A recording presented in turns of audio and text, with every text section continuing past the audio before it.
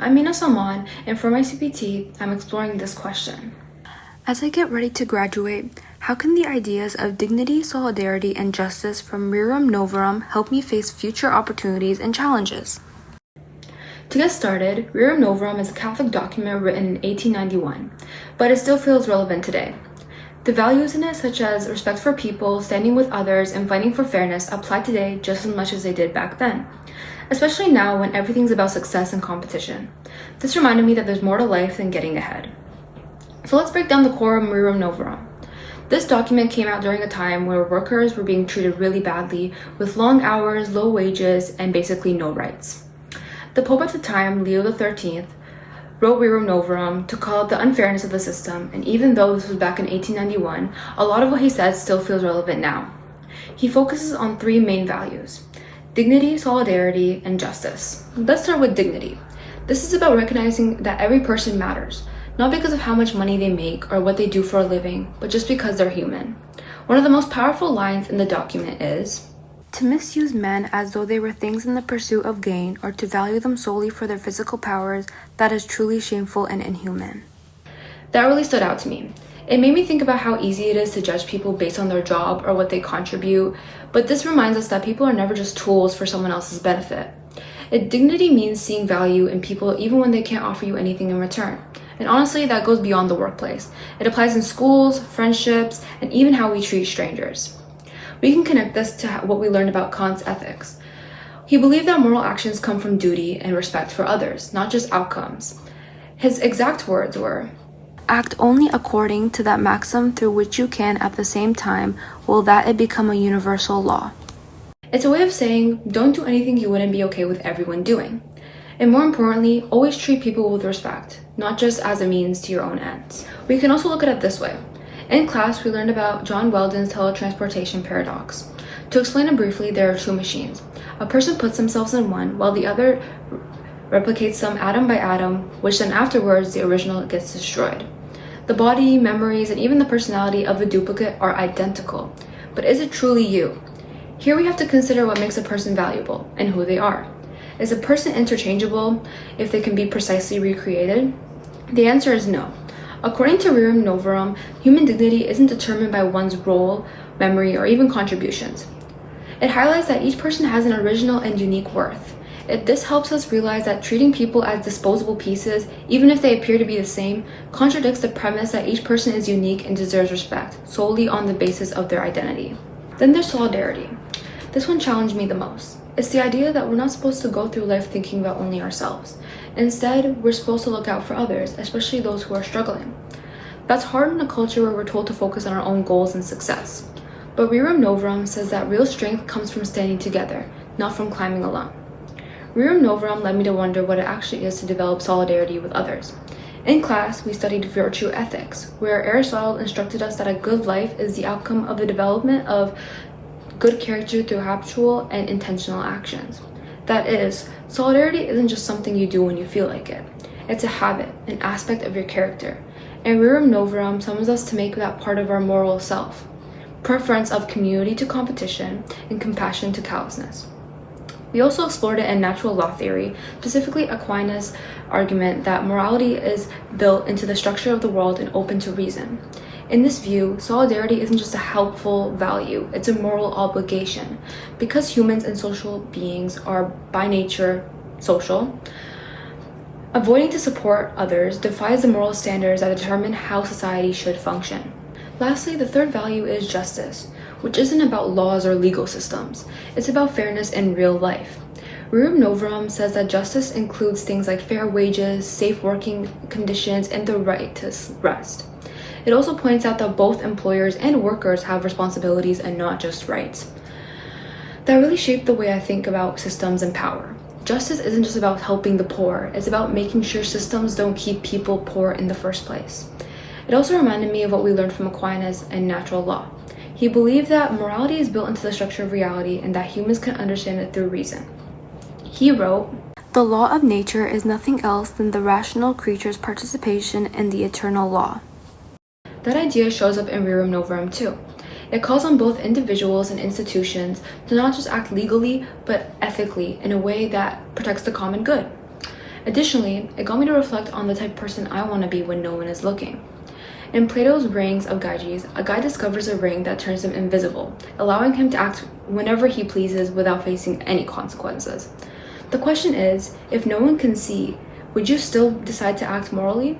We Are Pushed to Say Yes by Rerum Novarum. It helps us understand that justice is based on character rather than reputation or standards. This involves acting ethically and morally because it's the type of person we choose to be, not because failing to do so would lead us in trouble. Altogether, these three values push back against a world that often feels cold and competitive. Rerum Novarum emphasizes the message that people matter, community matters, and fairness matters. And to me, that's what makes it so powerful. These values showed up all over our course. In ethics, we explored different ways of figuring out what's right, like acting out of duty, thinking about outcomes, or following natural moral law. Rerum Novarum doesn't just pick one, it reflects pieces of all of them, but focuses on what actually affects people's lives. For example, social political philosophy explores the same ideas, where we talked about what makes society fair, how governments should treat people, and how resources and power should be shared. Rerum Novarum fits right into that. It challenges systems that only benefit the wealthy and argues that things like fair pay, safe working conditions, and time to rest aren't just extras, but they're basic parts of justice. It reminds us that the role of a state isn't just to make rules, but to make sure those rules protect human dignity and promote the common good. That's what real justice looks like, not just equal treatment, but fair conditions. It also made me think about epistemology and how we come to understand truth in the first place. Philosophers like Descartes say, "I think, therefore I am," which reminded me that before we can even act ethically or seek justice, we have to start by questioning what we know and why we believe it. Rerum Novarum pulls us into that same kind of reflection, asking us to see past the surface level ideas of success and really examine what's true and good in a deeper way. And that's when I thought back to Plato's cave, because it made sense in a new way.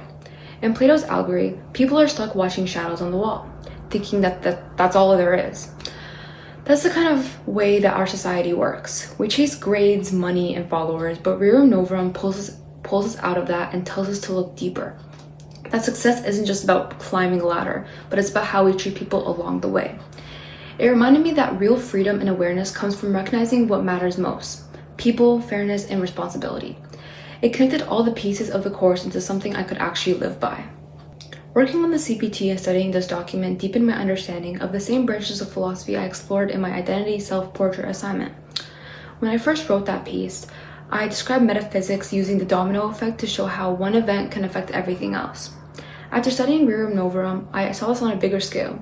Unjust systems don't just harm individuals, but they create chain reactions that shape whole societies. I also connected epistemology to a candle, symbolizing how knowledge lights the way through confusion. That image came to life when I realized how Rerum Novarum pushes us to question what we've accepted as normal in our world, just like Descartes did when he said, "I think, therefore I am." My views on ethics and the compass symbol were also strengthened through Kant's ideas on how Rerum Novarum demands we treat others with dignity and not just means to an end. Finally, I had seen how social and political philosophy as a scale balancing fairness, and this project helped me see how real-life examples of that, especially when we discussed the role of the state promoting justice and dignity for workers. So this CPT didn't just connect those earlier ideas, but it made them feel real and applicable in ways I hadn't fully grasped before.